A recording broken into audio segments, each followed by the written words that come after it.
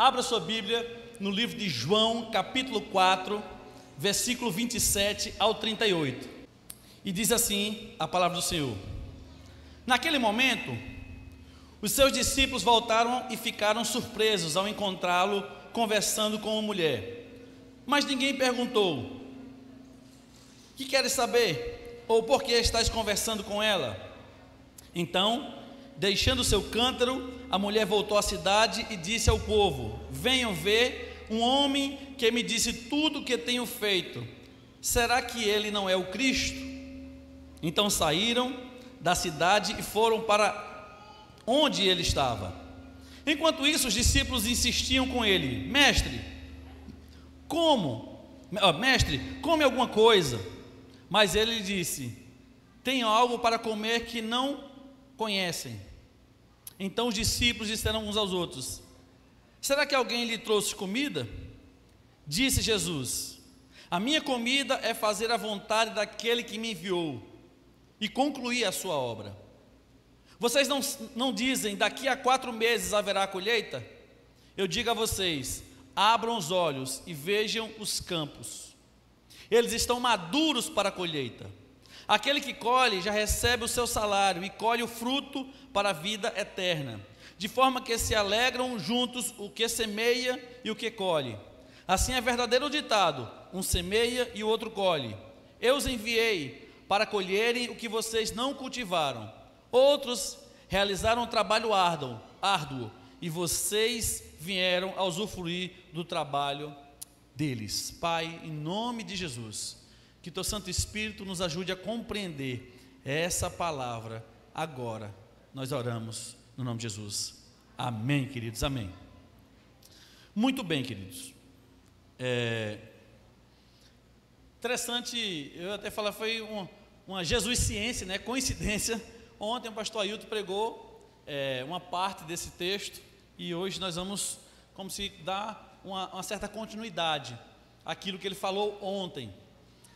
Nós temos agradecido a Deus pelos 83 anos da nossa igreja, e nós temos trabalhado esse mês de dezembro falando como Jesus servia. Então a gente disponibilizou alguns vídeos aí no Instagram da nossa igreja. Temos visto como Deus tem usado cada ministério da nossa igreja para servir, para cuidar de pessoas, para ministrar a vida dessas pessoas. E esse texto que nós lemos, ele fala um pouco sobre isso. Ele fala de um Jesus que servia, de um Jesus que tinha um compromisso com o seu Pai.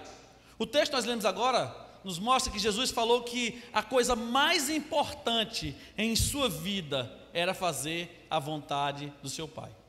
Porque, queridos, quando ele diz: olha, a minha comida é fazer a vontade do meu Pai, ele está dizendo que a coisa mais importante na vida dele é exatamente isso, era fazer a vontade de Deus. E a melhor coisa, a melhor maneira de servirmos as pessoas é fazendo a vontade de Deus. A melhor maneira que nós temos como igreja de servir a essa cidade é fazendo a vontade de Deus, não a nossa vontade, não aquilo que é mais agradável para a gente, não aquilo que é mais agradável de repente para essa cidade, mas especialmente aquilo que é a vontade de Deus. E o tema da nossa mensagem hoje, talvez é uma coisa que até você goste também, como eu gosto. O que é que você mais gosta, querido? O que é que você mais gosta? Diga logo que é comer, deixa de coisa. Diga logo que é comer, né? Eu sei que você está de dieta, talvez você esteja aí buscando até corrigir isso, mas, gente, quem é que não gosta de comer? Quem é que não gosta de sentar naquela mesa farta ali e olha assim: meu Deus, o que é que eu vou pegar aqui primeiro? A gente gosta muito de comer. Então o tema da nossa mensagem é o quê? Leia aí comigo, o tema da nossa mensagem, passa aí. Vamos lá, é o quê? Isso, aumente o seu apetite. Pastor, se eu aumentar eu vou explodir. Eu já como pensando na sobremesa. Eu já como pensando na sobremesa e no pós-sobremesa. Mas eu não estou falando desse apetite. Eu estou falando do apetite que Jesus estava declarando aqui. Qual era a comida de Jesus? fazer a vontade de quem? De Deus. Se a comida de Jesus era fazer a vontade de Deus, meu irmão, eu tenho que aumentar o meu apetite também, como Jesus tinha uma fome. Jesus tinha uma fome insaciável de Deus. Jesus tinha uma fome insaciável de viver os planos de Deus aqui na terra. Jesus não veio na terra para brincar. Jesus não veio na terra para passar um tempo. Jesus não veio na terra porque não tinha nada para fazer no céu. Jesus veio à terra para se alimentar ainda mais do seu Pai e para nos ensinar que o nosso apetite de Deus precisa ser voraz. Nós precisamos alimentar do Senhor todos os dias, todas as horas. Nós precisamos o tempo todo estar saciado de Deus, mas é difícil ficar saciado de Deus, porque quanto mais nós nos alimentamos de Deus, quanto mais conhecemos a sua palavra, quanto mais experimentamos uma relação com Ele, quanto mais experiência nós temos, mais fome nós temos desse Deus maravilhoso, queridos. Aumente o seu apetite. Está preparado aí, querido? Está preparada nessa noite? Se não estiver preparado aí, meu irmão, se prepare, porque Deus vai alimentar a sua alma, vai alimentar o seu espírito agora. A palavra de Deus vai ser o seu alimento mais especial. Se você estava pensando, eu não sei, pastor, o que eu vou comer depois do culto, não importa o que você vai comer depois do culto, o importante é que você vai comer agora, e você vai comer agora a Bíblia, você vai comer agora a palavra de Deus, você agora vai se alimentar das verdades da Escritura Sagrada, e eu quero que você saia daqui, meu irmão, fortalecido no Senhor. Eu quero que você saia daqui, meu irmão, com uma brasa viva, querendo incendiar a sua casa, incendiar os seus irmãos. Quando eu falo incendiar, não é literalmente, mas é trazer o calor de Deus na vida dele, é trazer o amor de Deus para a vida dele, a graça de Deus, o perdão do Senhor em todos aqueles que passarem na sua frente. Quando você vê alguém na sua frente, é porque essa pessoa precisa sentir esse calor maravilhoso de Deus, do Espírito Santo, que queima em mim, que queima em você, que queima na vida dessa igreja, queridos. Aumente o seu apetite, aumente o seu apetite. Por quê? E como é que a gente aumenta? Como é que Jesus demonstrava o seu apetite com relação a Deus? A comida que era Deus, fazer a vontade de Deus. Como era que Jesus demonstrava? E como é que nós precisamos demonstrar? Primeira coisa, busque conhecer quem é Deus. Busque conhecer quem é Deus o mais cedo possível. Busque conhecer quem é Deus o mais cedo possível, ou o mais urgente possível. Todos nós conhecemos a história da infância de Jesus. Jesus foi um menino que foi criado por Maria e por José, que enfrentou perseguição, mesmo muito novinho, que não tinha lugar para que a sua mãe pudesse ter um parto mais tranquilo. Mas Jesus foi um homem que enfrentou muitas coisas. Jesus foi um homem muito determinado naquilo que o seu pai lhe determinou que fizesse. Jesus, ele sempre buscou se alimentar, literalmente, da presença maravilhosa do seu pai aqui na terra. No livro de Lucas, capítulo 2, versículo 46, tem esse texto? Tem. Veja o que diz esse texto. Depois de 3 dias, o encontraram no templo sentado entre os mestres, ouvindo-os e fazendo-lhes perguntas. Todos os que o ouviam ficavam maravilhados com o seu entendimento e com as suas respostas. Jesus, ele não esperou ficar adulto para não somente conhecer, mas para expressar aquilo que era Deus. O texto diz, queridos, que Jesus, volta aí por favor, querida, o 46. O texto diz que ele estava sentado no templo, ouvindo e fazendo perguntas. Ele ouvia o que se falava a respeito de Deus, ele questionava, ele queria se aprofundar cada vez mais a respeito das Escrituras Sagradas. Se eu quero aumentar o meu apetite, eu preciso conhecer quem é Deus o mais cedo possível. Estude quem Deus é e o que Ele faz. Quando nós sabemos quem Deus é e sabemos o que Deus faz, queridos, nós conseguimos de uma maneira mais eficaz cooperar com aquilo que Deus quer fazer. Não conhecer a Deus, escute uma coisa, não conhecer a Deus, nem o seu poder, você sabia que é pecado? Quando nós não conhecemos Deus, quando nós não conhecemos o poder de Deus, infelizmente, nós estamos em pecado.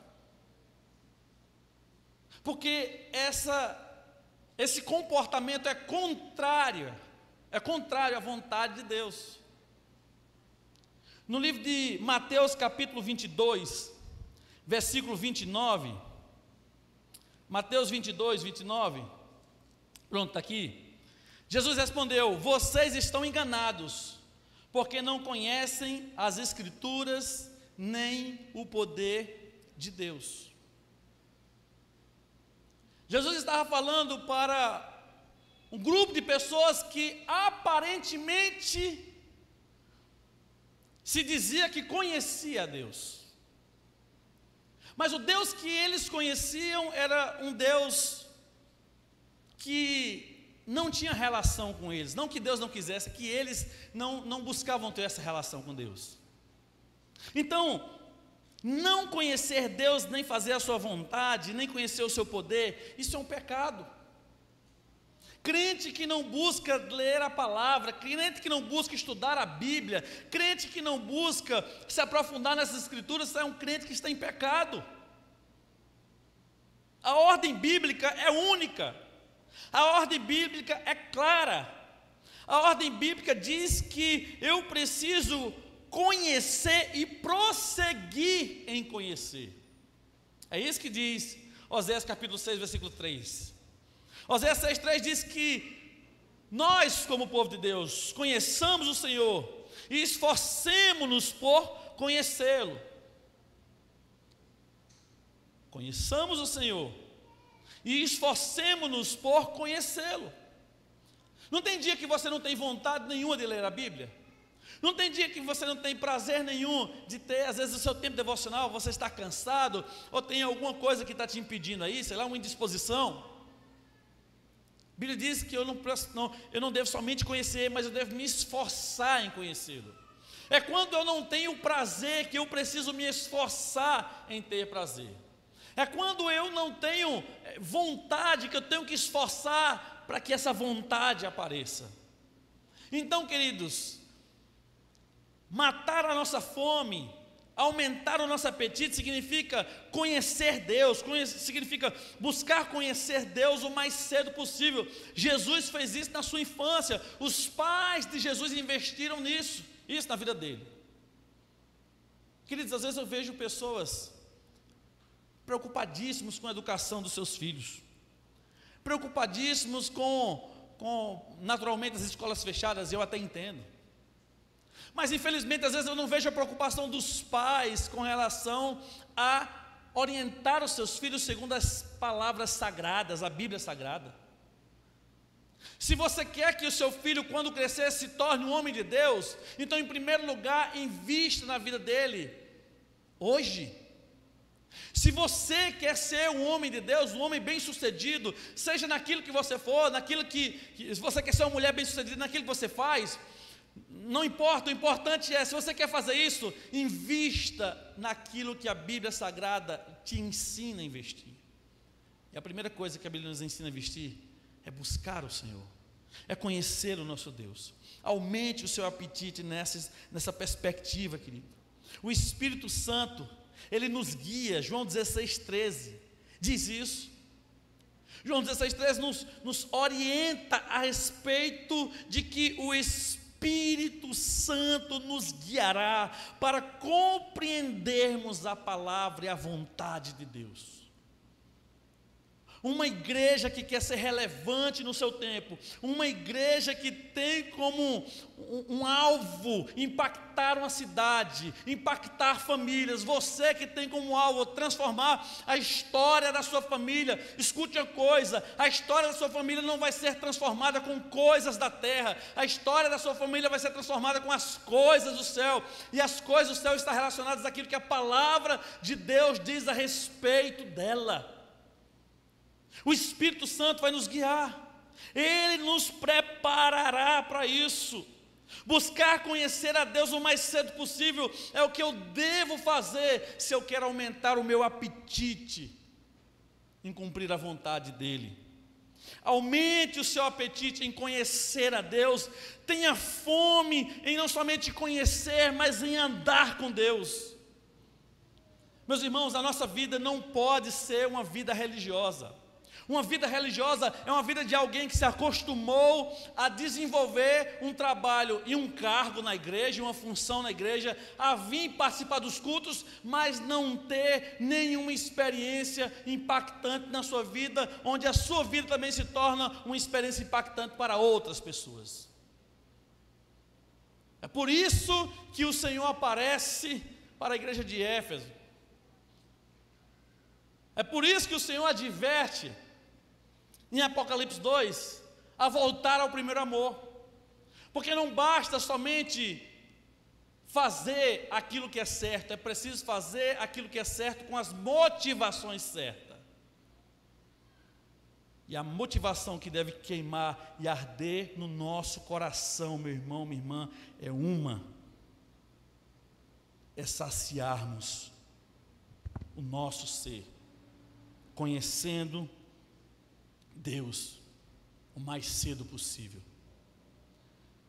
Quando nós declaramos, nós queremos ganhar uma cidade, nós não estamos falando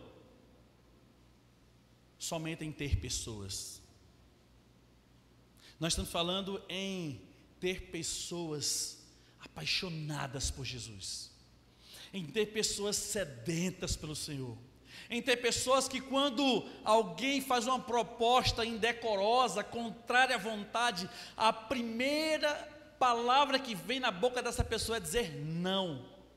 Não vou fazer isso, não vou por esse caminho, não me relacionarei desse jeito, porque Deus não quer isso para a minha vida. Essa não é a vontade de Deus para a minha vida. Quando Jesus fala para os seus discípulos, quando Jesus expressa para os seus discípulos que a fome que ele tem, que a comida dele é fazer a vontade do seu Pai, é concluir a obra. Jesus está dizendo assim: para fazer isso eu precisei abrir mão de muita coisa, eu precisei abrir mão de muitas coisas para cumprir a vontade daquele que é Senhor na minha vida.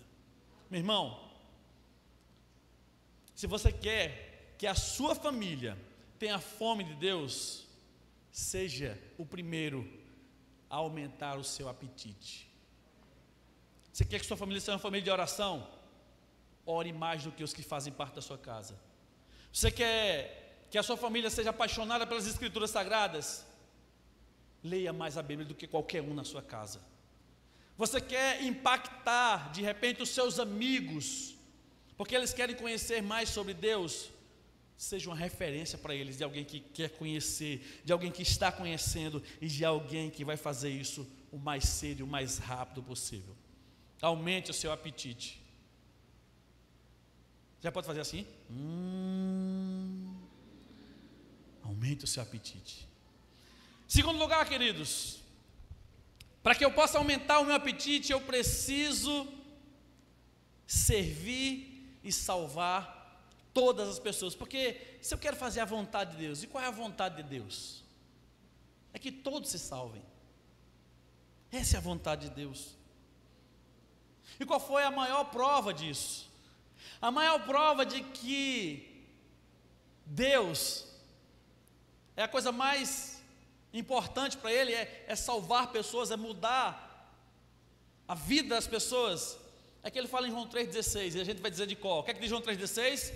Porque Deus amou o mundo de tal maneira que deu seu Filho unigênito, para que todo aquele que nele crê não pereça, mas tenha a vida eterna.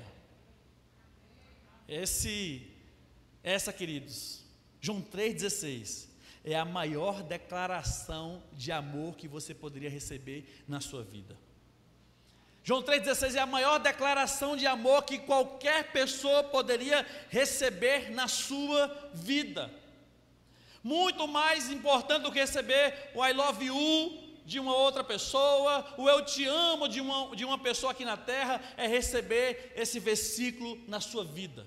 Esse versículo foi escrito para você, para mim, que enfrentamos diariamente situações de pecado. Deus, Ele deu o seu primeiro passo enviando Jesus. É isso que Ele diz. Porque Deus amou o mundo de tal maneira que deu o seu Filho unigênito. Às vezes a gente sempre, para investir em algo, a gente sempre espera que alguém invista primeiro, que alguém se arrisque primeiro.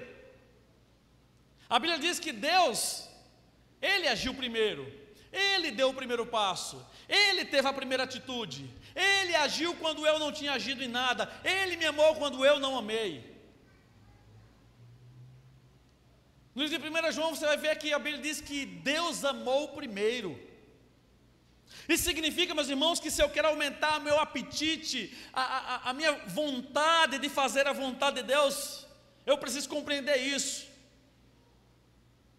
Deus deu o primeiro passo em minha direção. Você vai dizer assim: pastor, eu não tenho sentido Deus na minha vida. Não é uma questão de sentir, é uma questão de acreditar, é uma questão de ter fé, de entender que a Bíblia não mente, que a Bíblia não foi um livro escrito por homens descomprometidos, mas a palavra do Senhor diz que a Bíblia foi escrita por homens inspirados por Deus. E homens inspirados por Deus escrevem aquilo que Deus quer que eles escrevam. E eles escreveram que Deus amou você de tal maneira que deu seu Filho unigênito para que todo aquele que nele crê não pereça, não morra, não seja destruído, não vá para o inferno, mas tenha a vida eterna. A vontade do Senhor é que eu e você, que nós possamos se salvar em Cristo Jesus, recebendo dele o perdão dos nossos pecados, nos arrependendo dos nossos pecados e nos comprometendo com Ele. Deus deu o primeiro passo em direção à minha vida, Deus deu o primeiro passo entregando o seu Filho Jesus, mas Jesus também deu o seu primeiro passo aceitando servir como um Salvador. Queridos, Jesus, ele teve a liberdade, quando esteve aqui na terra, de escolher. Ele teve a oportunidade de não querer fazer a vontade do seu Pai. Mas ele fez a escolha, da qual já queimava no seu coração, que era fazer a vontade do seu Pai, que era fazer a vontade de Deus. Jesus deu o primeiro passo aceitando servir como Salvador. E se Deus e Jesus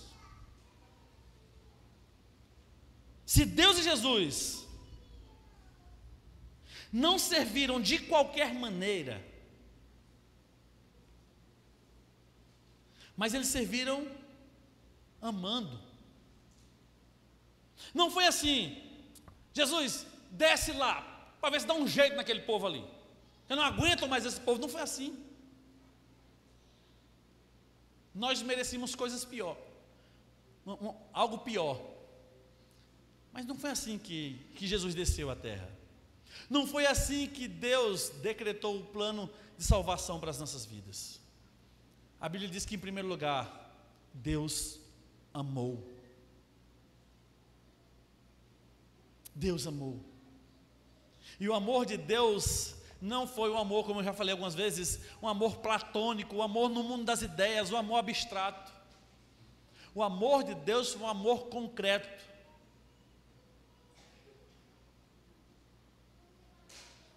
Tem muito marido que diz que ama a esposa, mas nunca lavou um prato. Tem muito marido que diz que ama os filhos, mas nunca investiu um tempo brincando com os filhos.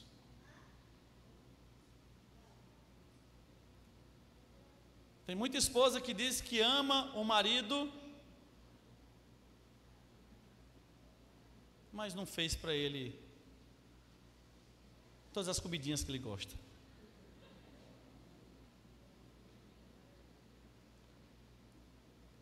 Você diz que ama os seus pais, mas as suas atitudes são a atitude de um filho rebelde. Eu vi um dia uma pessoa dizendo assim, mostrando uma foto assim, chamada de pai, aí, chamada de mãe, né? Uma foto como se estivesse ligando no celular. E dizia assim: se você ainda recebe essa chamada, agradeça a Deus por isso. Queridos, Deus, Ele entregou o seu Filho nos amando. É por isso que eu preciso aumentar meu apetite em servir e salvar todas as pessoas que estão próximas. Salvar em amor. Se Deus e Jesus deram o primeiro passo em amor, o que você está esperando para dar o seu também?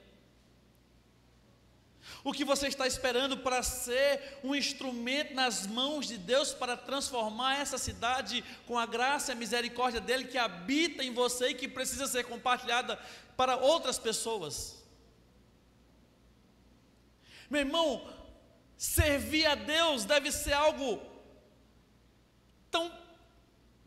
um desejo tão grande do nosso coração, um apetite tão grande. Servir a Deus deve ser mais importante na minha vida do que ganhar dinheiro. Salvar pessoas tem que ser mais importante do que ter uma casa nova, do que ter um carro novo, do que ter bens, do que ter uma vida tranquila, financeiramente falando. Meu irmão, os nossos corações precisam continuar queimando para vermos pessoas se rendendo a Jesus e transformando de uma vez por todas a estrutura da sua família, a estrutura da sua casa. Há muitas casas que infelizmente o primeiro pensamento do dia é o pecado. Há pessoas que acordam pensando como vão roubar naquele dia, como vão se prostituir naquele dia, como vão enganar outras pessoas naquele dia. Há casas em que, quando dos cônjuges levantam, já começa aquela briga, aquele desentendimento, agressões. Nós não podemos nos acomodar com isso, não, meu irmão. Pare de se conformar em ver pessoas morrendo no pecado e faça alguma coisa urgente em nome de Jesus. Pare de ficar conformado, pare de achar normal. O mundo já no maligno, está perdido, que Jesus Cristo volta. Meu irmão, Jesus Cristo vai voltar no dia que Ele tiver que voltar, mas eu e você precisamos trabalhar até que Ele volte. Há um monte de gente, quando é que Jesus Cristo vai voltar? Será que vai voltar agora? Meu irmão, não estou nem aí que dia Ele vai voltar. Eu quero que Ele volte, Ele vai saber o melhor momento para voltar. Mas enquanto Ele não volta, a minha missão é ganhar a minha mãe para Jesus, é ganhar o meu pai para Jesus, é ganhar o meu irmão para Jesus, é ganhar os meus amigos para Jesus, é ganhar o meu patrão para Jesus. Esse é o impacto na vida dessas pessoas espiritualmente. Meu irmão, se isso não queima no seu coração, se converta em nome de Jesus, porque não querer ver outras pessoas se salvando, talvez é porque você, infelizmente, ainda não foi salvo. Porque alguém que está caminhando em direção a Deus, alguém que está caminhando em direção ao céu, não quer levar uma outra pessoa, não se incomoda em ver outras pessoas indo para o inferno, meu irmão, tem alguma coisa muito séria que precisa ser mudada na minha e na sua vida. Aumente o seu apetite em servir e salvar todas as pessoas. Foi isso que Jesus Cristo fazia. Jesus estava sempre ocupado, mas sempre conseguia um tempo para servir as pessoas, para curar alguém, para ouvir alguém, para falar com alguém, para salvar alguém. Houve um momento em que Jesus tinha uma missão para cumprir. E uma mulher disse: se eu tocar somente na orla do vestido dele, eu serei curada. Jesus cura aquela mulher.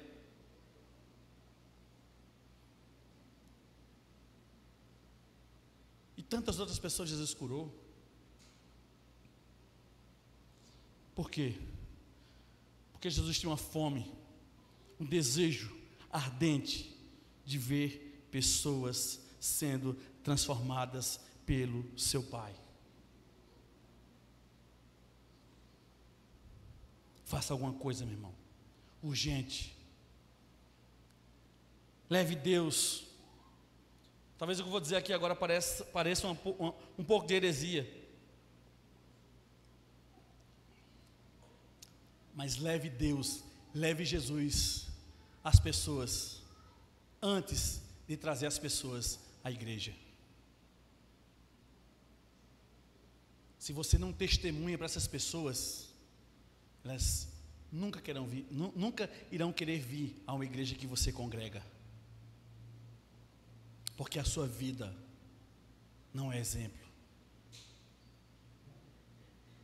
Mas se a sua vida é um exemplo, meu irmão, eu não estou falando se você é perfeito, mas se você busca sempre fazer a vontade de Deus, se você busca sempre cumprir aquilo que está no coração de Deus, se a cada dia você tem sentido mais fome, mais sede de Deus, de cumprir a sua vontade, se seu apetite a cada dia tem aumentado, você tem fome de Deus, meu irmão, a nossa missão, queridos, é ganhar essas pessoas. Escute uma coisa, o braço de Deus, a mão de Deus, a influência do Espírito Santo é muito maior do que a influência de qualquer demônio, do que qualquer ato diabólico. Não olhe para um perdido, quando eu falo perdido, para alguém que está em pecado, diga: essa pessoa está perdida. Olhe para essa pessoa e declare uma batalha espiritual para tirá-la das garras, das mãos do diabo. É muito bom adorar a Deus, é muito bom celebrar o Senhor, é muito bom cultuar a Deus, queridos, isso é maravilhoso, é bom estar com essa atmosfera, com esses irmãos, essa igreja tão querida, mas também é importante ganharmos pessoas para Jesus Cristo. Você não é uma pessoa estéril, você é uma pessoa frutífera. Pastor, eu nunca ganhei ninguém para Cristo. Então comece a ganhar, porque você é frutífero. Pastor, eu tenho dificuldade para falar. Então comece a falar, porque o Espírito Santo vai abrir os seus lábios para você falar aquilo que está nas Escrituras. Pastor, eu não sei nem me expressar. Não se preocupe, o Espírito Santo vai usar a sua vida e o seu testemunho vai ser impactante para essas pessoas. Meu irmão, não se preocupe, simplesmente haja, simplesmente faça alguma coisa, simplesmente tenha uma atitude. A Bíblia diz que Deus olhou o mundo, e o mundo estava perdido, o mundo estava condenado para o inferno, e a Bíblia diz que Deus amou esse mundo. Ele fez alguma coisa, Jesus Cristo fez alguma coisa, os discípulos fizeram alguma coisa, o Espírito Santo continua fazendo alguma coisa, o apóstolo Paulo fez alguma coisa, todos os discípulos de Jesus fizeram alguma coisa, os pastores que passaram por aqui fizeram alguma coisa, os missionários que passaram por aqui fizeram alguma coisa, os nossos irmãos que já estão com Jesus Cristo fizeram alguma coisa, alguns irmãos que ainda continuam aqui congregando, continuam fazendo alguma coisa. A pergunta que eu faço é: você vai fazer o que, meu irmão? Sim, você vai fazer alguma coisa. Você vai gastar a sua vida para salvar pessoas, você vai usar o seu trabalho para salvar pessoas, você vai usar as suas redes sociais para salvar pessoas, você vai usar o seu dinheiro para salvar pessoas, você vai usar os seus bens para salvar pessoas, você vai usar tudo que você tem, porque a missão que nós temos aqui na terra, queridos, é fazer a vontade de Deus, e uma das principais vontades do Senhor é ver esse planeta Terra rendido a Ele para a honra e glória do nome dEle. Amém. Meu irmão, no dia que Jesus Cristo voltar, eu não quero subir e olhar para as pessoas e dizer assim: meu Deus, fulano não vai, meu Deus, fulano não vai. Não, eu quero subir, eu quero que muitas pessoas também vão comigo. Eu quero ver essas pessoas. Irmãos, a vontade de Deus é que nós possamos, em nome de Jesus, servir, salvando todas as pessoas que estão em nossa volta. Essa mulher samaritana, Era uma mulher, como foi dito ontem pelo pastor Ailton, desprezada pela sociedade. Era uma mulher infeliz na sua vida amorosa, na sua vida conjugal. Era uma mulher infeliz na sua vida religiosa. Era uma mulher infeliz na sua vida, nos seus relacionamentos interpessoais. Mas sabe o que é interessante? Jesus Cristo se interessou por ela. Jesus Cristo deu um tempo a ela, para que Jesus pudesse ter mais tempo com ela. Jesus disse para os seus discípulos irem comprar comida, porque Jesus queria ter uma conversa especial com aquela mulher. Jesus Cristo mudou a vida daquela mulher. Aquela mulher não era mais uma religiosa, uma fanática. Aquela mulher era uma mulher que entendeu qual era a vontade de Deus para a vida dela. Aquela mulher não precisava mais buscar preencher o buraco vazio que existia dentro dela com homens. Jesus Cristo era tudo que ela precisava para ela ter realmente o buraco da sua alma tapado com o amor, com a graça, com o perdão de Jesus Cristo. Aquela mulher entendeu o que era verdadeiramente adorar ao Senhor. Escute uma coisa: em um momento a nossa vida está completamente perdida, mas em um outro momento a nossa vida está transformada, porque Jesus, ele é especialista em nos mudar radicalmente. Radicalmente. Eu sempre digo, olha, se você tem um filho, meu filho dá muito trabalho, meu filho não é um trabalho na escola, meu filho, meu irmão, não se preocupe com isso, ore por ele, ore, interceda por ele, seja um intercessor, um intercessor na vida dos seus filhos, seja de seus filhos ou do seu marido, ou seja quem for. Deus um dia mudou a minha vida, e Deus pode, e tem poder para mudar qualquer vida. Quando você pensar na pior pessoa, Deus está dizendo: eu posso mudar a vida dessa pessoa, porque Deus transformou a vida dessa mulher aqui. Deus transformou a vida vazia dessa mulher, e Deus tem o poder de transformar qualquer vida, em nome de Jesus. Queridos, em último lugar, aumente o seu apetite, se comprometendo radicalmente com isso. Vamos pensar o que é uma coisa radical. Por exemplo,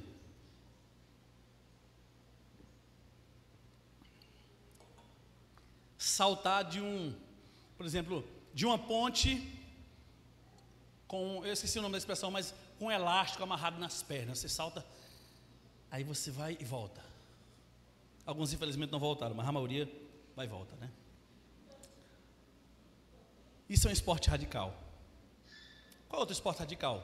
Saltar de paraquedas.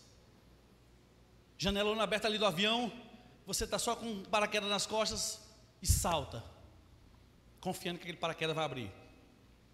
Você puxa, não abre, tem um outro de reserva, você puxa e abre. Isso é uma coisa radical. Tendo isso em vista,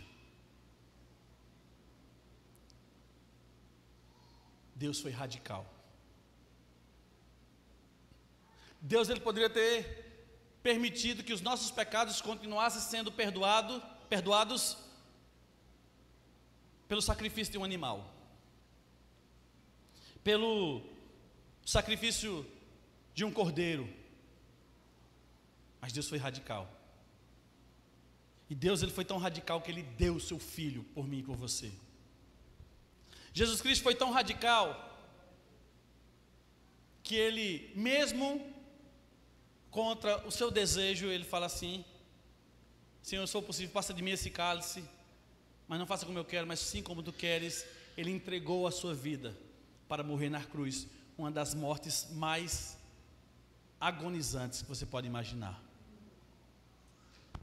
uma das experiências mais dolorosas que qualquer homem na face da terra poderia experimentar.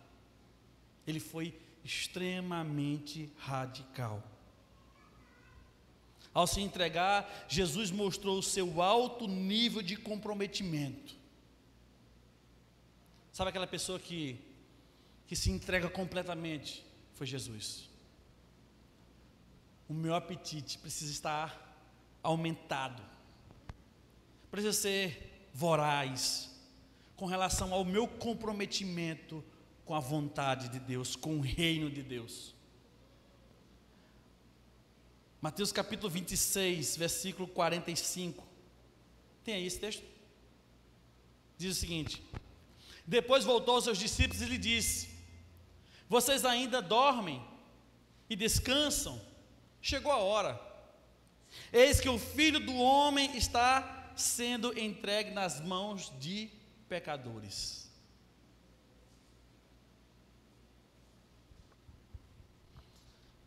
Imagina um lugar onde tem 50 pitbulls famintos, 3 dias sem comer.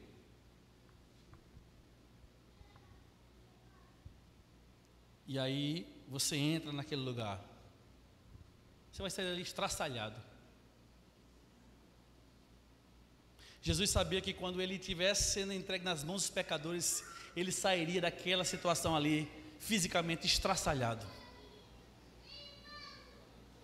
Ele sabia que os açoites que ele iria levar eram desumanos, que a maneira com que ele iria ser tratado era desumana. A cruz, até na cruz, um dos ladrões é desumano com Jesus. Os soldados, ao pedir água, agem com desumanidade. Por que Jesus não desistiu? Por que Jesus não abandonou? Por que Jesus não voltou atrás? Por que Jesus, quando viu até os seus discípulos que foram para lá para orar com ele dormindo, Jesus não disse: basta, eu não quero mais isso para a minha vida? Você sabe por quê, meu irmão? Porque Jesus se comprometeu radicalmente.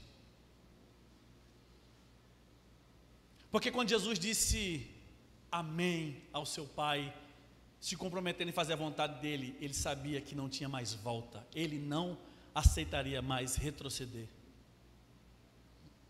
Escute uma coisa, meu irmão: ao se entregar à crucificação, Jesus mostrou o seu alto nível de comprometimento com a vontade do seu Pai. Quero fazer uma pergunta para você nessa noite. Qual é o seu nível de comprometimento com a vontade de Deus? Até que ponto você está disposto a abrir mão da sua vontade para fazer a vontade de Deus? Até que ponto a sua fome, ela é suficiente para que eu e você possamos mostrar a essa cidade como Jesus servia através das minhas e das suas atitudes? Você tem fome de Deus? Você tem fome? Se você não tem, aumente o seu apetite. Se você não tem fome do Senhor o suficiente, diga: Senhor, eu quero mais fome do Senhor. Senhor, as minhas atitudes não têm sido suficientes com relação à minha expectativa do que eu gostaria de fazer em Teu nome, Jesus. Meu irmão, escute uma coisa, preste atenção nisso aqui. Jesus estava faminto naquele texto, e os discípulos estavam trazendo comida para Jesus. E eles começam a questionar: será que Jesus comeu alguma coisa? Senhor, nós trouxemos a comida para o Senhor. Aí Jesus fala para eles: sabe qual é a minha comida? É fazer a vontade daquele que me enviou. Mas não é fazer de qualquer jeito, é fazer completamente. Completamente. Sabe o que isso significa, meu querido, minha querida? Que eu e você sempre temos alguma coisa a mais para fazer no nome de Jesus. Que nós estamos celebrando 83 anos dessa igreja, mas nós queremos celebrar todos os anos que Deus tem para nós enquanto estivermos aqui. E celebrar com um bolo é muito fácil. Eu tenho que celebrar com minha vida. Eu tenho que celebrar com declaração do meu testemunho do que Deus é e do que Ele faz. A minha fome tem que ser tão grande que as pessoas têm que ficar assim: meu Deus, você é insaciável a respeito de Deus. E você vai dizer: sim, eu sou. Eu não estou falando de uma pessoa que está 24 horas na igreja. Eu estou falando de uma pessoa que está 24 horas com Jesus. Eu estou falando de uma pessoa que está 24 horas com Jesus, porque ela está em casa com Jesus, ela está no trabalho com Jesus, ela está dormindo com Jesus, ela acorda com Jesus, ela viaja com Jesus, e tudo que ela faz é com Jesus. Uma pessoa que tem um apetite descontrolado com o Senhor. E quando eu falo descontrolado, é porque você quer cada vez mais.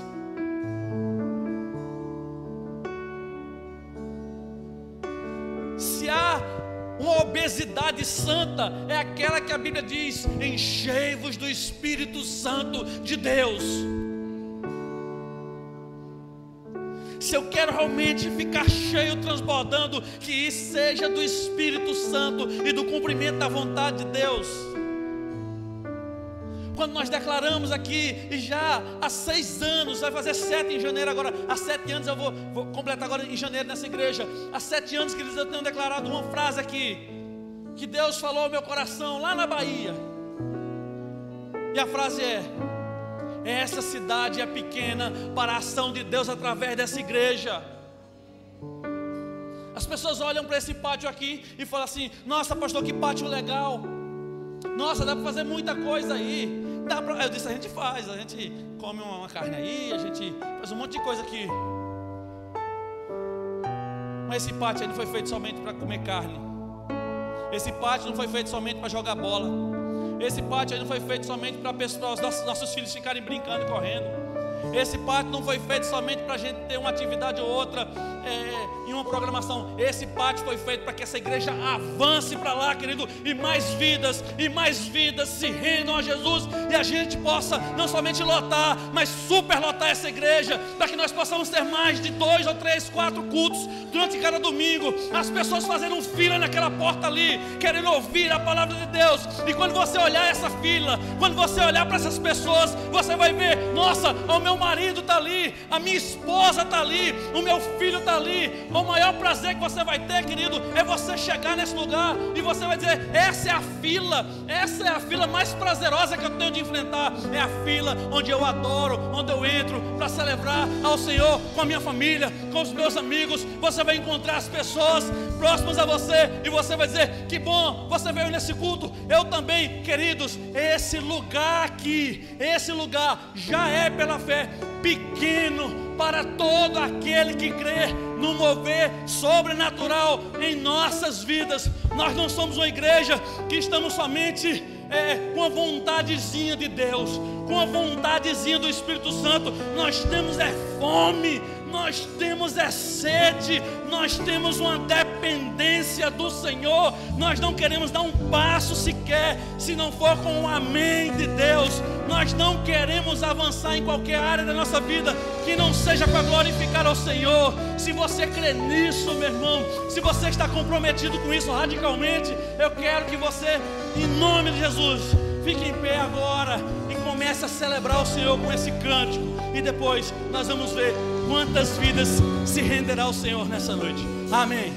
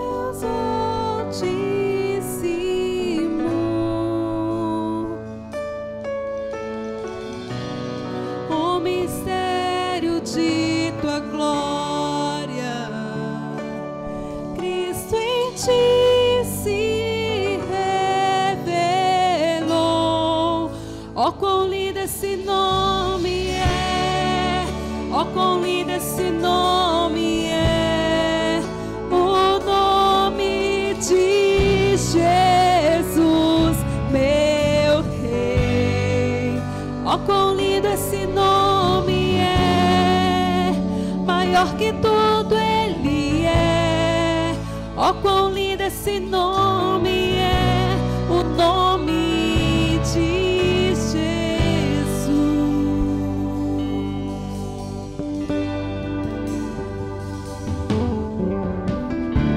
Deixou o céu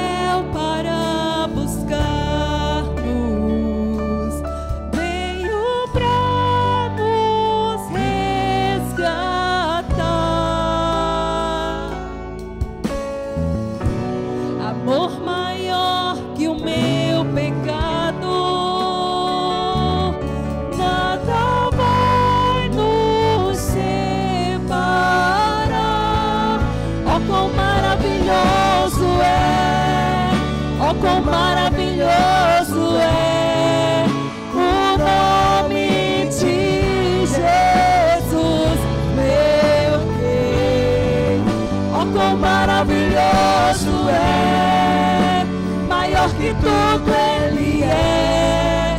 Oh, quão maravilhoso é o nome de Jesus.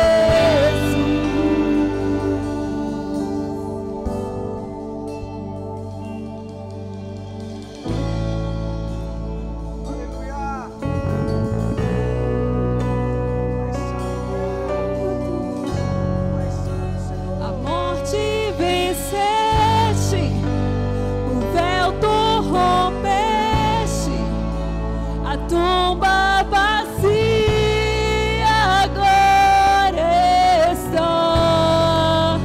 O céu te adora, proclama a tua glória, pois ressuscitaste e vivo está. És invencível, inigualável, hoje pra sempre reinarás. Teu é o reino, tu é a glória, acima de todo nome está. Poderoso esse nome é, poderoso esse nome é, o nome de Jesus, meu Rei. Poderoso esse nome é, mais forte que tudo Ele é. Poderoso esse nome é, nome de Jesus. Poderoso esse nome é, nome de Jesus. Poderoso esse nome é, nome de Jesus. Poderoso esse nome da igreja, nome de Jesus. Amém. Quem é a primeira pessoa nessa noite que quer entregar a sua vida a Jesus, se reconciliar com o Senhor, reconhecendo os seus pecados, pedindo perdão ao Senhor e dizendo: sim, Senhor, eu entrego a minha vida ao Senhor. Eu quero que você levante a sua mão agora bem alto, que eu quero orar por você. Alguém aqui nessa noite e quer entregar a sua vida a Jesus agora, querido? Você quer ter um compromisso com Jesus, você quer receber Jesus como Senhor e Salvador da sua vida? Fica com sua mão levantada, levanta a sua mão agora, em nome de Jesus. Eu quero orar por você. Quem é a primeira pessoa aqui nessa noite que quer entregar a sua vida a Jesus, que quer ter uma vida transformada por Ele, que quer ter o perdão dos seus pecados? Você é essa primeira pessoa? Eu quero orar por você. Você não veio aqui à toa nessa noite, não. Há poder no nome de Jesus, e o poder que você precisa é Jesus na sua vida. A transformação que você precisa, meu querido, minha querida, é entregar a sua vida a Jesus. Alguém aqui nessa noite que quer entregar a sua vida a Jesus? Eu quero orar por você. Alguém aqui nessa noite? Quero orar por você. Se Deus falou no seu coração, eu quero orar agora por você, em nome de Jesus. Alguém aqui nessa noite? Se estiver lá de alguém que você trouxe, pergunta para ele: olha, você quer ajuda? Você está precisando de ajuda? Você quer que eu vá com você? Você quer que eu te ajude nessa decisão? Ora para essa pessoa agora. Pergunta a essa pessoa agora: posso te ajudar? Alguém aqui nessa noite que quer entregar a sua vida a Jesus Cristo? Levanta a sua mão. Quero orar por você agora. Se não há, queridos, quero fazer uma outra oração.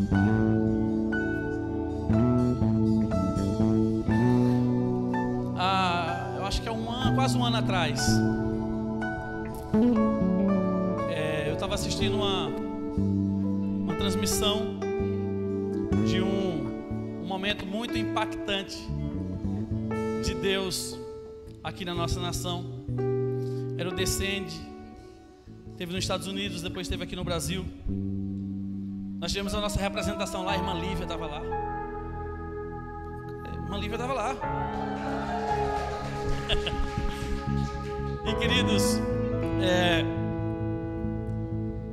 Foi um dia todo de adoração, de palavras, de testemunhos. E eu vi ali não somente as pessoas falando que estavam comprometidas, mas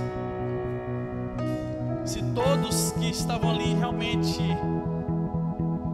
estiverem firmes com o Senhor, queridos, eu não tenho dúvida de que o nosso país vai ser varrido por um avivamento vindo de Deus. Só que um avivamento ele começa com um desejo e uma atitude nossa de correr em direção a fazer a vontade de Deus. Quando nós pregamos hoje que nós precisamos aumentar o nosso apetite de conhecer quem Deus é, o que Ele faz, de ter uma atitude, de se entregar verdadeiramente, querendo ver salvação das pessoas e de se comprometer radicalmente. E tem uma cena que eu vi que me impactou, e eu estava lá na sala da minha casa, e eu também fiz essa cena. E a cena é o seguinte: eles pegaram os seus sapatos e colocaram para cima assim, e disseram assim: nós nos comprometemos, os nossos pés estão comprometidos em serem enviados pelo Senhor. Quando eu era adolescente nessa igreja, eu pensava que uma pessoa que era enviada era somente alguém que deixava a sua igreja e tinha que ir para uma outra cidade, que tinha que servir em um outro lugar. E Deus me deu o privilégio de servir em outras cidades.